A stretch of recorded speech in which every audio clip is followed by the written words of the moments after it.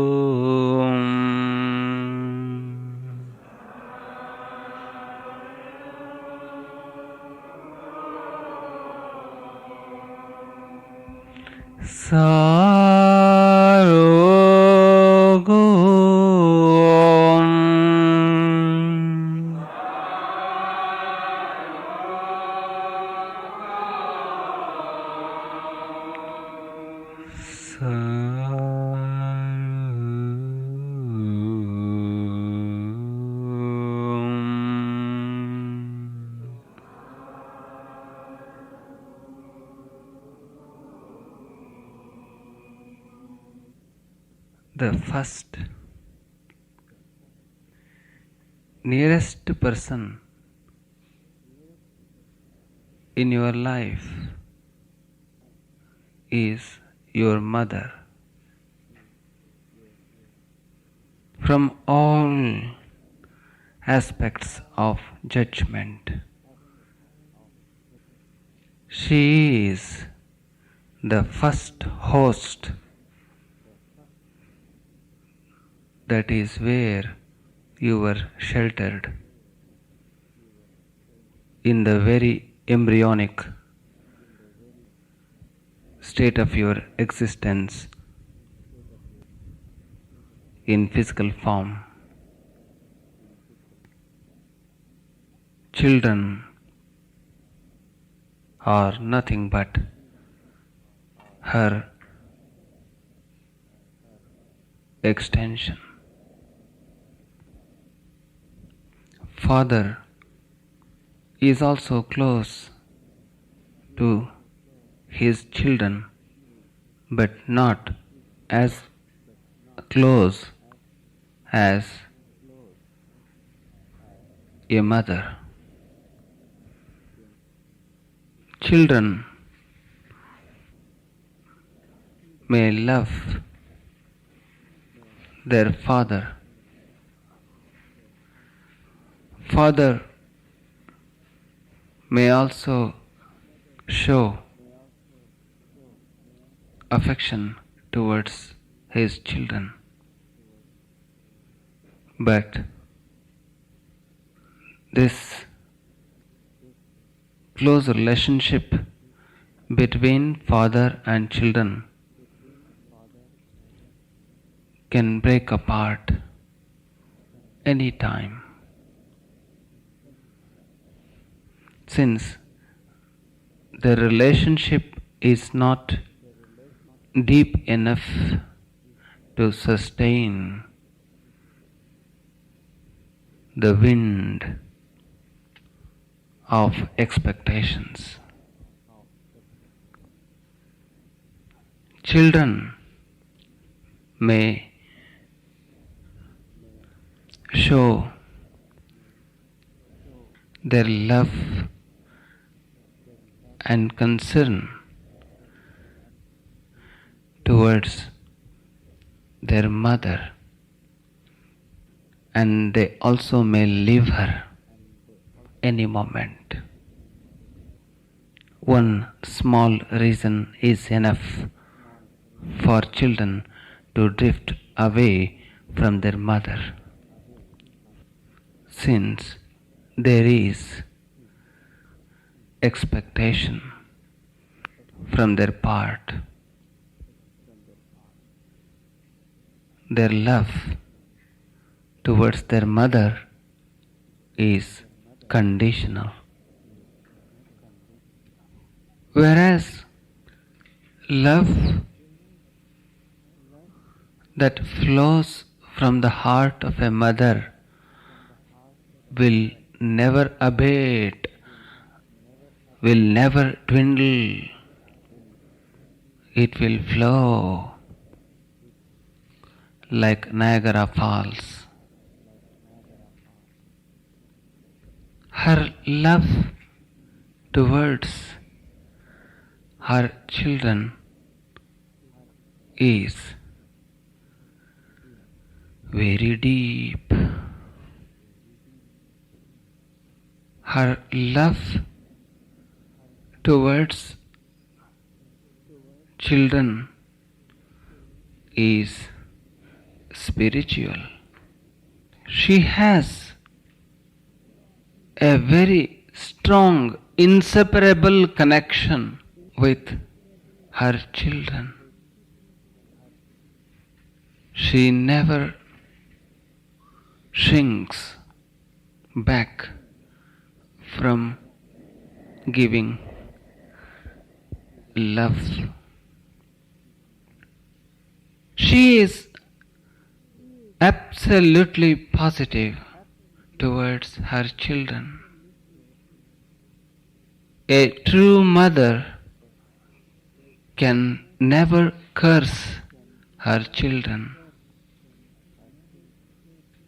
even if she uses harsh words. The curse cannot have any effect upon her children, because she does not mean to hurt them. She is provoked to use rough words by circumstances. Those words are dipped in the sweetness of her love without her own knowledge. Hence, those rough words cannot have any deleterious effect. She has all the traces of her children in her being. She knows exactly their needs and requirements. She knows their attitude. She knows their behavior. She might not be able to express in terms of words, but she knows deep in her heart. Without the use of logic, without the use of her intellect,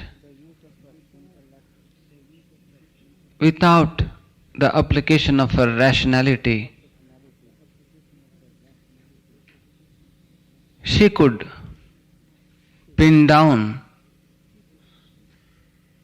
their whereabouts because she is intuitive. She may be illiterate, but she has all erudition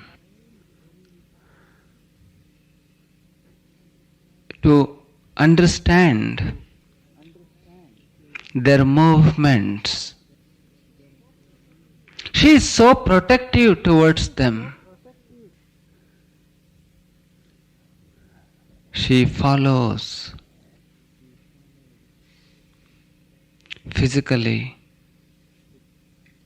When she cannot, she follows mentally. When she cannot, she follows spiritually.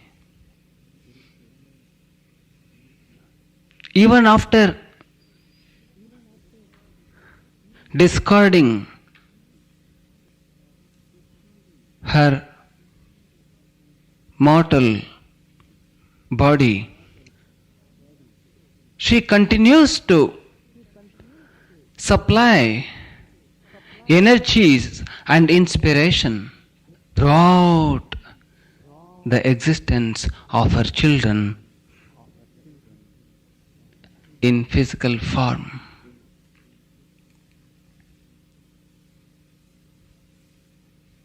Her level of understanding is higher than her children. She might be criticized by others. She might be a very ordinary person from the point of view of others, but she is special to her children. She is a spiritually experienced person to her children. She is full of positive energy to her progeny. Since there is no element of negativity at all in her being about her children, there is complete illumination. If you ever want to bless somebody, if their mothers are alive in physical form, bless them, they would receive it, store it, and transmit to their children. Children may be reluctant to receive your inspiration or blessings, but mother is always attentive towards spiritual activities. She knows the frequency of tuning with her children. She may have one, two, or many, but she knows the exact frequency of communication with her children individually.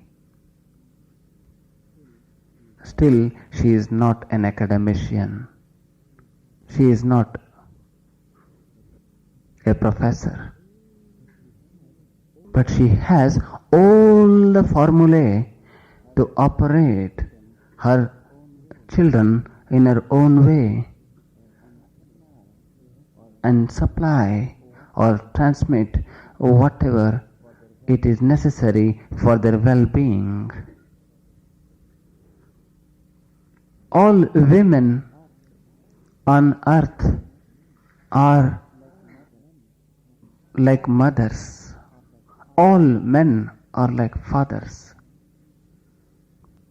They may give birth or not, but they do have latent motherly qualities. Their thought process is totally different than men. Rationality is a deep-seated nature in the genes of men. Women are more intuitive than men. One can refer this statistically.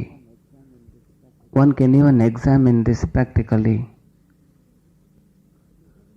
Because of their motherliness, they want to guard whatever they like, whatever they hold. You may call it possessiveness. When it is out of their reach, when a sense of insecurity creeps into their minds and hearts, their concern and love are enraged or twisted. Energy that is released at that moment is not harmonious or healthy. Hence, it is negative. You may call it jealousy.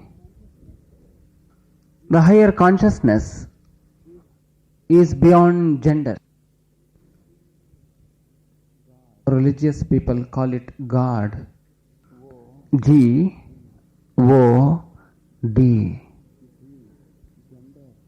G, gender. O of D, duality. The higher consciousness is parent of parents, where duality disappears, oneness appears. From any dimension, you may view there is oneness. As the conscious spirit descended into the first egg cell, you may call it zygote, biologically, you had no gender.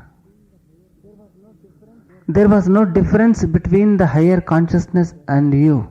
You were in oneness, one single cell. Nucleus and mitochondria are the main distinguishable biological substances. But philosophically, you were in oneness. Then that divided itself into two. As it progressed in multiplication, after a length of time in mother's womb, there appeared gender. For a spiritually realized or enlightened person, it does not make any difference whether a truth seeker is women or men, because he has nothing to do with their bodies. He has something to offer to their inner conscious spirit through the hearts. Since the inner consciousness is beyond physically analyzing ability, biological process may vary to a degree. Psychological process may also vary to a degree between men and women, but feelings, experiences, and thirst for love, hunger for truth are all same. In dhyana, you rise above the boundary of gender and you embrace genderless higher consciousness.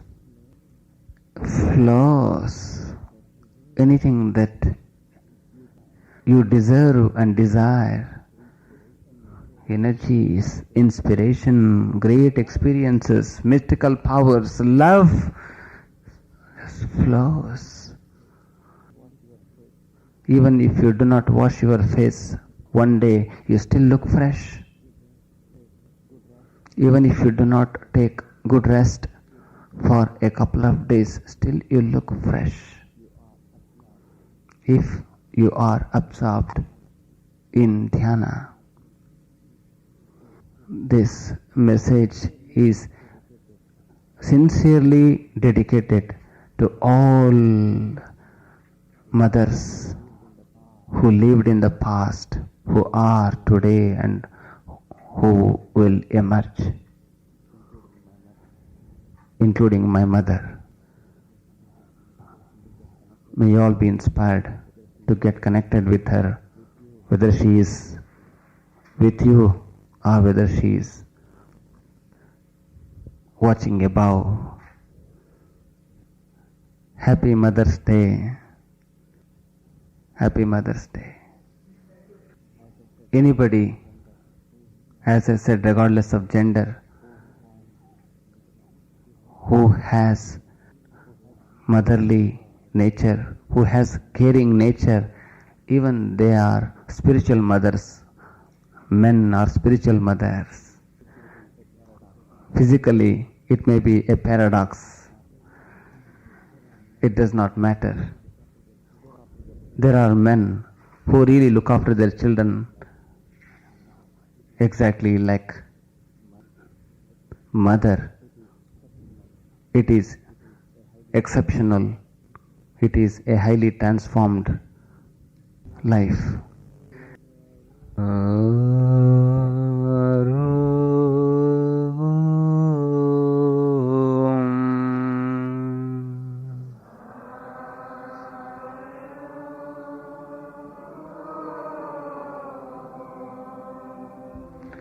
Sarogam